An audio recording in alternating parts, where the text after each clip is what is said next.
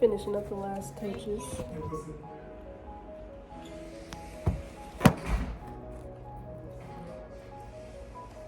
So just finish it.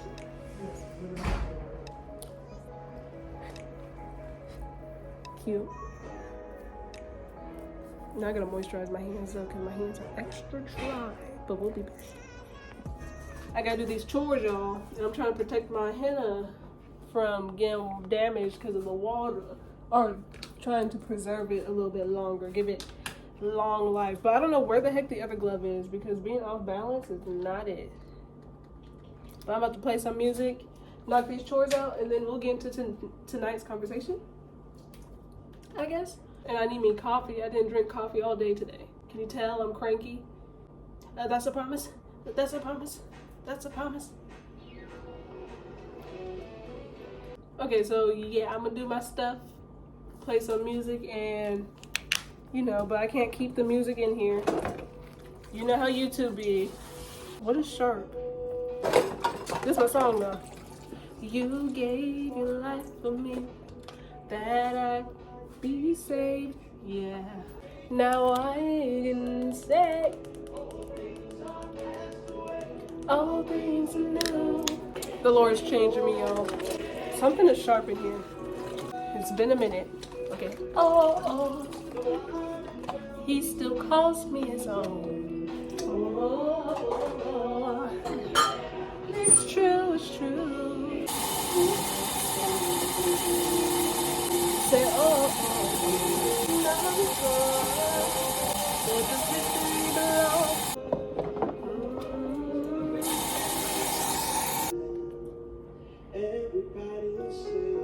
We all want, feel accepted, but our own emotions, that it will never be good enough. Said, I don't need it. Where'd I put the kitchen towel?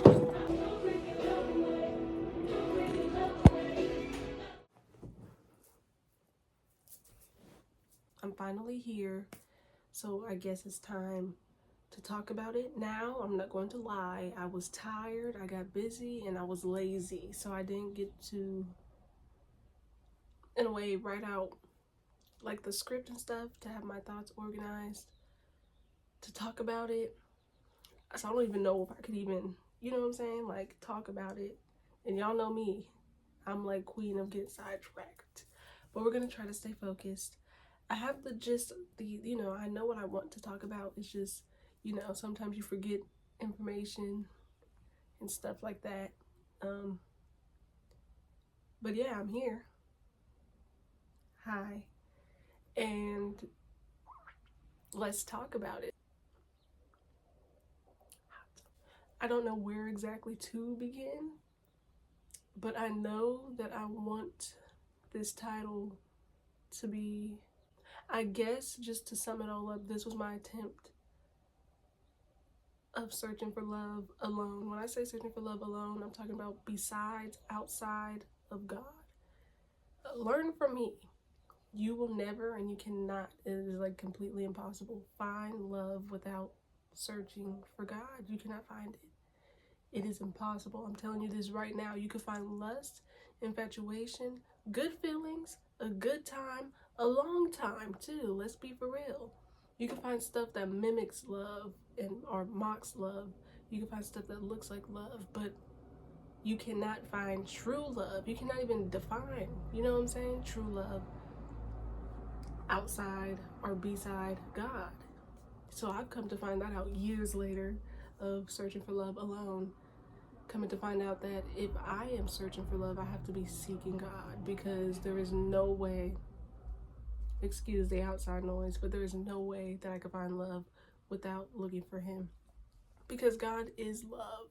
But I think I want to talk about my history with relationships, specifically with male, you know, with men. But I don't know, I feel like I want to provide context. I don't really know how to do that. One thing I know for sure, and especially the older I get, the more reserved I become, the less expressive I become. And I have a hard time being vulnerable and being open and being expressive and talking about my feelings and stuff like that. So yeah, bear with me. I'm going to be needing all the grace that you have. Thank you very much. I really should have took notes because I'm sitting here like, where do I start? And I feel like a great starting point though is really the start of high school, freshman year.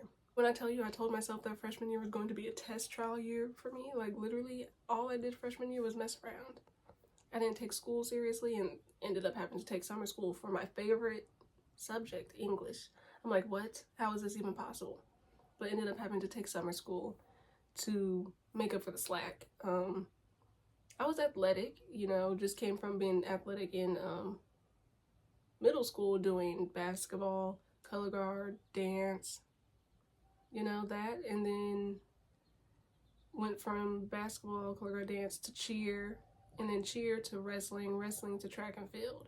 So I was very athletic. I did a little bit of this and a little bit of that. Track and field and wrestling was actually two sports my sister had introduced to me.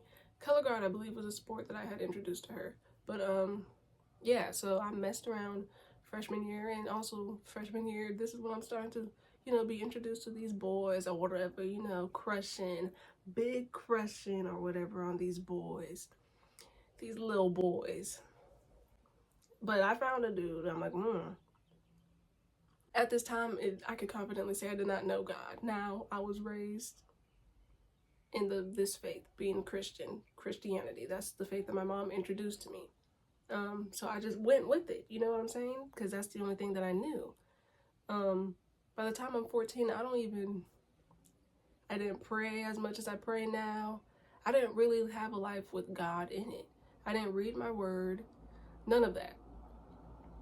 Like the moment we stopped going, I'm speaking like you're my siblings, but the moment that I stopped going to children's church, that little children's ministry stuff, that's the moment where I'm like, okay, forget it all. And I remember like, when we were younger, my mom had taught me and my siblings the model prayer. I remember like at this age, I couldn't even remember it. I didn't open my Bible. I didn't meditate, nothing. The only thing that I did consistently, if I did it, and this is the only thing I did consistently then, but now I often forget about it, but was pray over my food. I would make sure to pray over my food then, because God forbid I choke and die and don't enjoy this meal. That's not going to happen. But now I tend to forget to pray for my meal, but the Lord knows my heart. I'm grateful for food, but more than just food. And, you know, I don't want him to just bless this meal.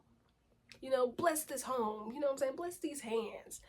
More than just that. But, yeah, didn't have a relationship with the Lord. Didn't really know the man. All I knew was that Sunday was for church, but I didn't go to church.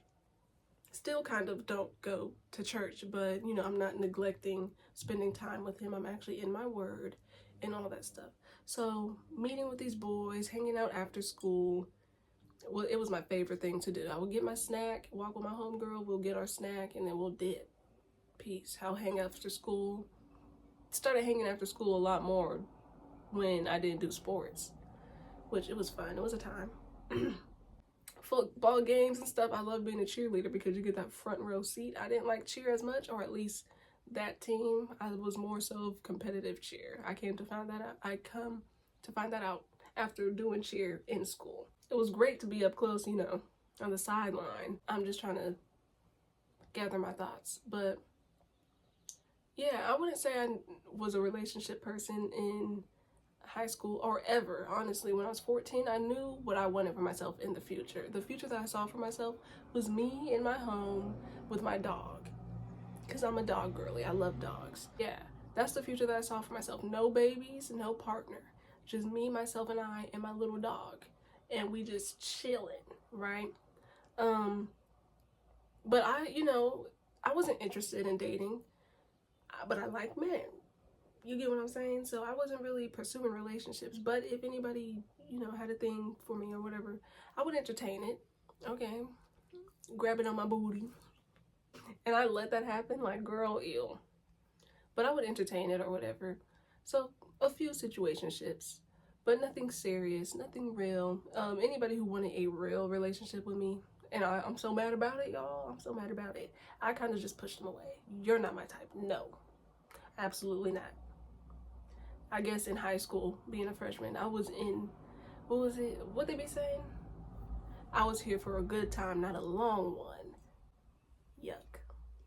But for real, I was here for a good time, not a long one. I think in high school, okay, so you have those high schoolers, right, who some who don't have that liberty given from their parents and others who have that liberty. I was the one who my mom had gave me liberty. You're growing up, you know, you should have more freedom as you grow up. And you can see, you know, those who have strict parents, because it's like this code switch they would do. They're a completely different person when their parents aren't around, but then when their parents are around, they're a saint.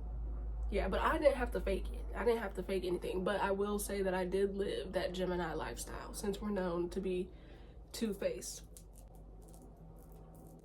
And I don't do that Gemini zodiac sign junk, okay? I don't believe in that. I believe in Jesus. But yeah, I was definitely living that two-faced double lifestyle. You know, at home I was different from what I was at school or whatever. At school I was looking for trouble. Like, I was kind of a troublemaker because I did it for the thrill. I like that thrill, you know? But yeah, ended up almost having an altercation with a teacher, ditching, lying, messing around, and just literally looking for trouble. So being in sports didn't keep me away from looking for trouble. I'm sorry, Mama. Yeah, I mean, I kind of just feel like that was the typical teenager thing to do. But I think, I don't know, around 14, that age, yeah, I don't know. I don't want to say it was curiosity. I'm just like, I'm going to live my life and I'm going to have zero care about it. So I lived my life and had zero care about it. But these dudes, man, like, some of them were annoying.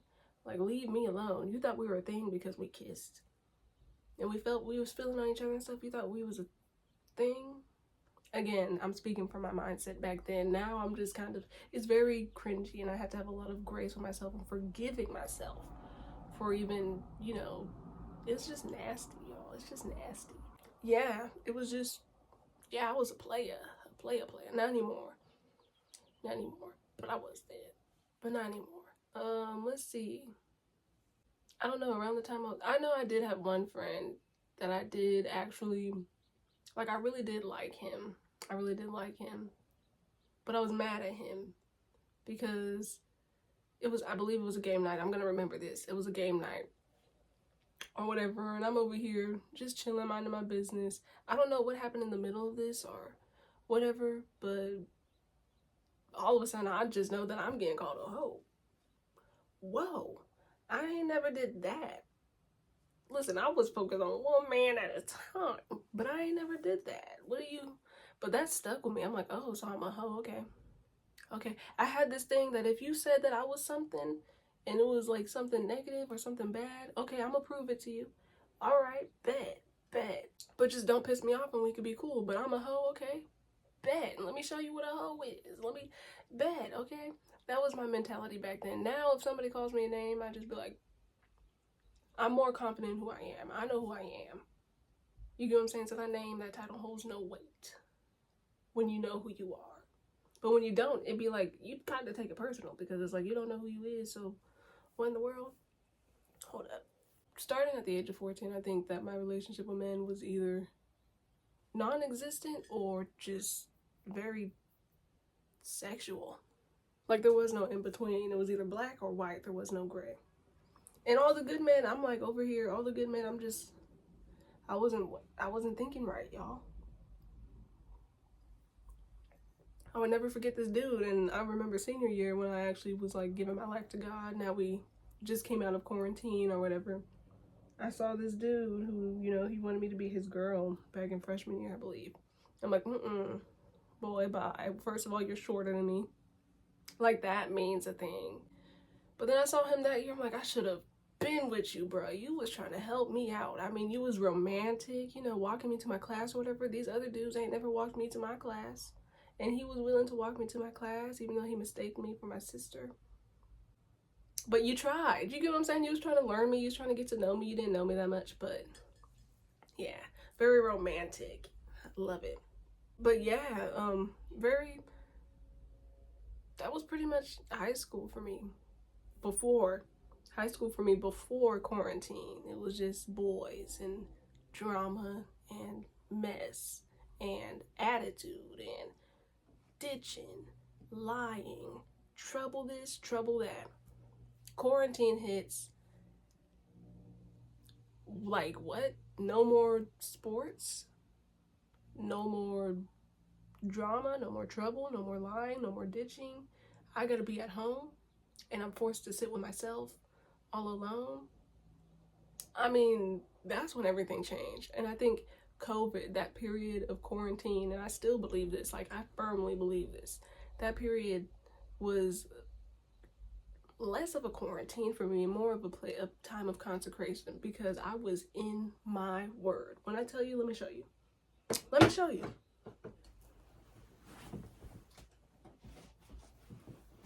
Majority of the notes that is in this fat Bible was from that time. Ooh, hold up. Let me check to make sure I'm not a liar. Yeah, it started in that time period, around that time period, because this is 2020. When did we go back? Yeah, so yeah, around that time period. That's where majority, sorry, I had to do the math, of these notes in here come from. I remember I started with the book of Proverbs because I'm like, ooh, I just want to be wise. So all these notes, oh look, first book read. I don't know if you could read that, but in that corner it says first book read.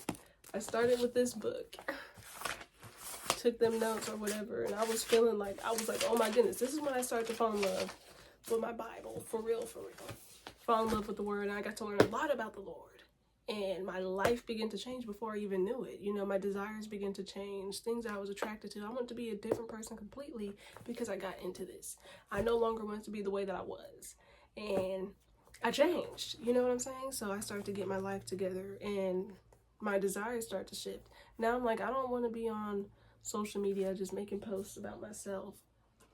You know what? I want to take my page and I want to devote it towards ministry, or for the purpose of ministry, or evangelizing and sharing the gospel and the good news. So I still remember the fear that I felt when making my first post about Jesus. Scared. Because I'm like, how will people treat me? How will they see me? How would they perceive me? What would they say?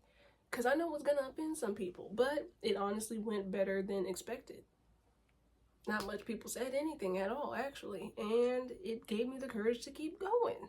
So I did. Now school opens up again. Now we're in 2021, 2022, because this was my senior year of high school. It opens up. I'm a changed woman. When I tell you this was the loneliest year, realizing that I was changed, I couldn't even hang out with the same people that I hung out with. I only had one friend that I hung out with. And instead of being out there doing whatever people did at lunch, I was in the library catching up on schoolwork, doing school assignments, and doing other stuff. You know what I'm saying? Instead of engaging in trouble and cliques and groups, I was away from the crowd and all of that. I was where the weirdos were at. So I'm in the library during my lunch, you know, or maybe if I could find a classroom to be in. Yeah, just away from all of that, because I'm changed and my interests changed. And I really got to see stuff for what they were, and I was disgusted by it. Not to say that, not to sound, I don't want to sound holier than thou, but I'm like, this is not my cup of tea. This is not my audience. This is not my crowd. You know, so I'm like, I'm just not going to do, I'm going to be away from that. I'm going to be away from it. And this is not what I need right now. This is not what I need in my mental. This is not what I need, because this is not the direction that I want to go in. So senior year was quite lonely, but it was me and Jesus like this. So I didn't feel lonely. And not at all. I was satisfied. But, you know, at times it was very tiring. Just sometimes I would like reminisce and miss about having somebody to walk to class with. I didn't have that. Breakfast alone. And then at this time too, part-time was on campus, my home campus, we'll call it. Then the other part-time was at the school that I went to give me like a head start on my career. So it was called Chitchat. That's just the acronym. I don't remember the full name, y'all, but I know it's for tech. I took a class for digital marketing, but I really wanted to take a class for graphic design. I didn't know they had a graphic design class until I left. But yeah, so it would part-time be over there. And when I'm telling you, these two schools, these two campuses were completely different. I loved C-Tech. I mean, there was even a different dress code. Now I would kind of switch over when I went back to my regular campus, because I feel like the way that C-Tech had me dressed, which was business casual, was too dressy for the other campus, and I don't know, it didn't make me feel comfortable. So I would change, but no longer entertain boys. The focus was literally on school and my relationship with the Lord. That was my focus. That was the priority, and that's what I did. When I tell you every night meditating, I couldn't spend a time without him. I will tell you, like, even when I didn't have a job, all those hours, yes, I was putting in some time looking for a job, but then majority of the time, in my word, y'all, in my word. But yeah, senior year ends, I graduate, and it wasn't until I was an adult, until I turned like probably 18 or almost 18, when I started to date again. Now, let's go back to when I was 14. I never saw myself being in a relationship. I saw myself single. I was never the type who dated. That wasn't me. I wasn't a relationship person, and I knew that. I'm like, I'm not a relationship person, so da-da-da. But I fell in love with this man. This true man of God, y'all. A true man of God. And we ended up dating the best days of my life, y'all. I kid you not, those were the best days of my life. I felt connected with God. I felt like a woman. I felt beautiful. I didn't feel like a hoe. Like what people said, I didn't feel like that. And I didn't even desire those things, you know what I'm saying? It was literally the best days of my life. Like, I felt good about myself. I was like, my self-esteem was being built up with this man. You know, he was pouring into me and feeding me spiritually, naturally, any way how, you know what I'm saying? And he was a gift giver. I have a box somewhere under my bed where I store all those memories and junk. And there's a whole box just devoted to all of that stuff. But I fell in love. Yeah, got into a relationship. I'm like, you know what? I'm gonna give this a try. I don't regret giving it a try. I regret some things that had happened afterwards, for sure. And I think that's going to be for the next video, because we're approaching 25 minutes. So part 2, and I'm just gonna say this as my reminder. Y'all better remind me, okay? Part 2, I want to start talking about my relationship with men in my adult years. And how it was like trying to find love. Now, before I was an adult, I didn't really search for love. I just wanted a good time. Now that I'm an adult, you know, I'm getting old now. Now I'm like, I want to know love. I want to love someone. I want to be loved. And I want to know love. But I was searching for love without love and failed. We'll get into that in part 2. I'm going to break this up. 1, I have to edit this video, and it's getting later. So I'm going to edit this video. I hope this was enough context, but just to sum it up one more time. High school, yeah, messed around, played around, didn't take nothing serious, chasing after boys in trouble. Then I got saved, and things turned around. Now I'm going to end here on this note. So peace. Love you guys. That doesn't look like a heart. You guys, y'all be well. Take care of yourself. I think that's it. I'll see y'all in part 2 of my diary or whatever.